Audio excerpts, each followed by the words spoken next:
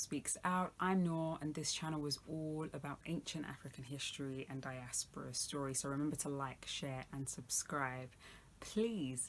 This video for today is all about ancient medical history, medical knowledge from Egypt, that is Kemet. What I really want to do is just give you little tasters and sort of really key aspects of medical history from Kemet that I think are really interested, and encourage you to go look into things yourself and research a little bit more if you are interested.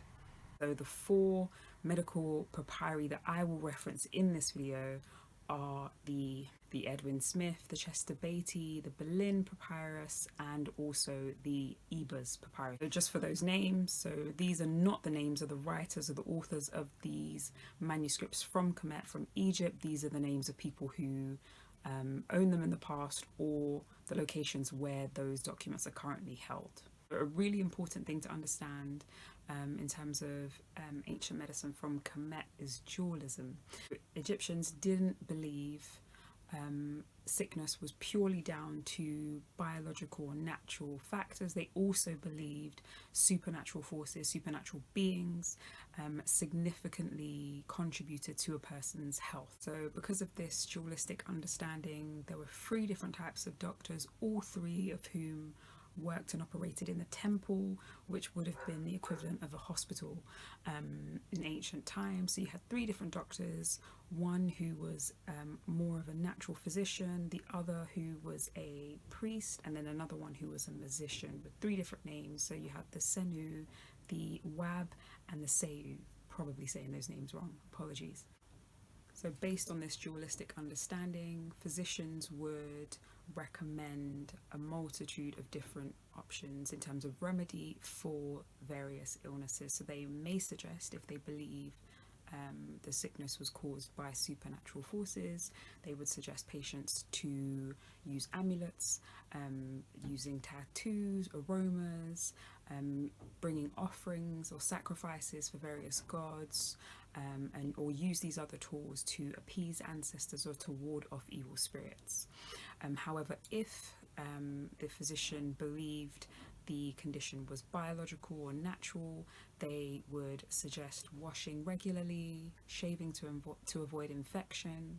They would also suggest eating healthy diets, avoiding fish and other animal products. They would also suggest patients made use of a number of different remedies, which may include some oils, some types of oils, some animal feces was very common. Honey was used in many remedies in ancient times, but it would include some plant products also, like castor beans, also aloe vera, as well as malachite, which is a copper-based substance which is known to be antibacterial.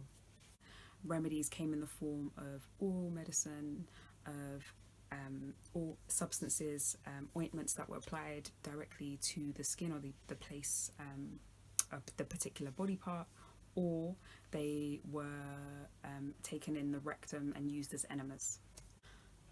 Much like modern medicine, ancient Egyptians, ancient physicians in Kemet worked under specialism. So they organized their doctors based on particular body parts. So you had a physician or a priest who was a specialist for conditions related to a person's arm, a person's head, a person's eye, for their teeth.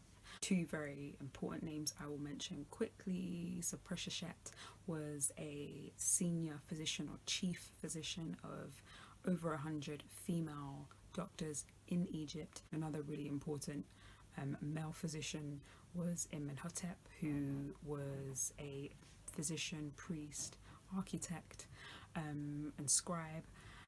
So Imhotep and Peseshet were chief or lead doctors during the Old Kingdom. If you don't know when the Old Kingdom was, have a look at my other video on the overview of Egyptian history. Interestingly, Hippocrates and Galen, 2 figures who are considered to be the fathers of modern medicine in Europe, both of them studied in the temple of Imhotep, the physician I mentioned earlier, and both of them acknowledge the contribution of Egyptian medicine on Greek medical knowledge and understanding. So the Edwin Smith Papyrus is considered by many to have been a surgical textbook for physicians, but also for students in KMT in ancient times. It records a number of different surgical procedures, but also surgical tools that were used. This papyrus also documents the methodological practice of examination, diagnosis, treatment, and prognosis. And this papyrus dates back to around 1600 BC. The Berlin Medical Papyrus, which dates back to about 1570 BC, talks quite a bit about conception and fertility. Egyptians also had a really interesting way of testing whether or not a woman was pregnant. Women were asked to plant 2 seeds, barley and emmer, and every day to urinate on those seeds. And they believed that if barley, if any of the seeds sprouted, it meant for sure this female was pregnant. If the barley sprouted, then it was a boy. However, if it was the emmer, it was a female child. So this technique has been replicated in modern times, has been replicated in some studies. I'll put some links to that as well in the description box, and found to be about 70% successful. So the Chester Beatty Medical Papyrus, which dates back to about 1200 BC, prescribed the use of cannabis for a patient who seemed to have some sort of cancer. Finally, the Ebers Papyrus contains over 800 remedies for hundreds of different illnesses. Many of these remedies contained up to 70 different substances. That's it. I'm done. I'm Nor. This is Nor Speaks Out, and I have spoken. And as always, I'm asking you, Wahura, which means, are you listening? Bye, guys.